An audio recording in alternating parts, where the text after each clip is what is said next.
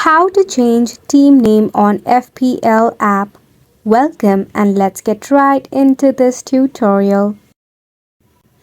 If you wish to change a team name on your FPL application, follow this easy step. All you need to do is just tap open your FPL application in your mobile device. Make sure that you are logged in into your account. At the bottom of the dashboard, go ahead and select on the Fantasy tab. If you already have created a squad, you can scroll down. Here you will find leagues and cups. Tap on the option of Configure Leagues, after which you'll be redirected to a new page. In here, tap on Pick Team. Now, if you have already created a team, you will see it right over here.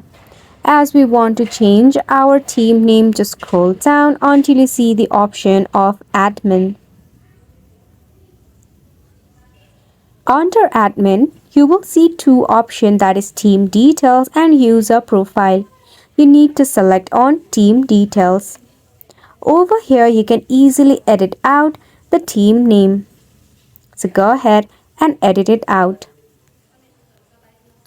Once done, you can just tap on the Save button or tap on Update Details.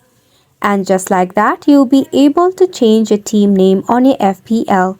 And it's a wrap for the video as well. Thank you so much for tuning in.